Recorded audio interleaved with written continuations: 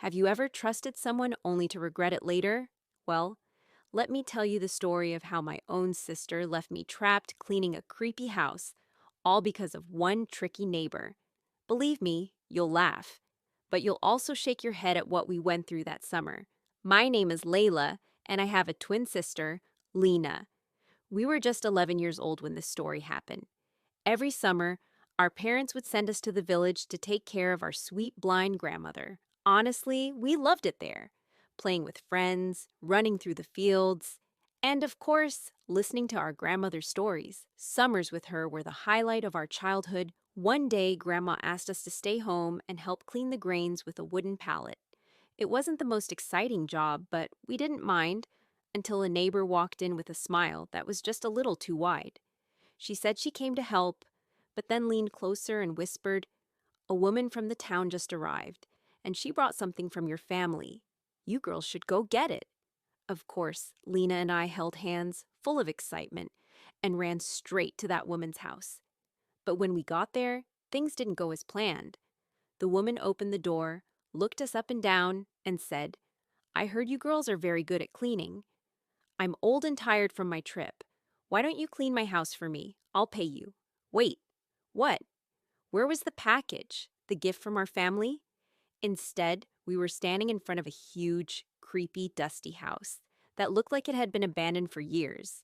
And instead of refusing, we just nodded.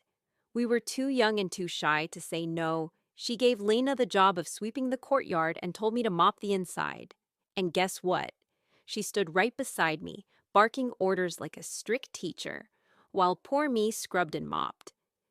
Meanwhile, Lena saw her chance. She quietly dropped the broom, tiptoed away, and ran for her life.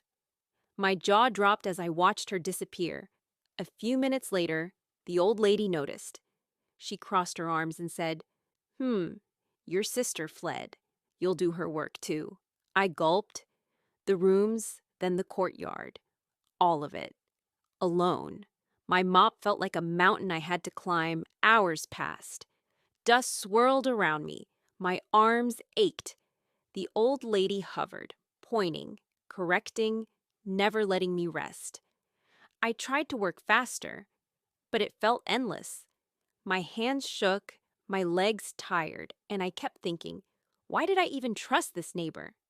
After hours of cleaning under her watchful eyes, I was finally free. She opened her wallet dramatically, and guess what I got?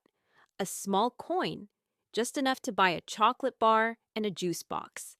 All that hard work for chocolate and juice. I bought the chocolate and juice, then went back home. Lena was already there, sitting pretty like nothing happened. I wanted to yell at her for abandoning me, but instead, I shared the chocolate and juice with her. Because hey, that's what sisters do.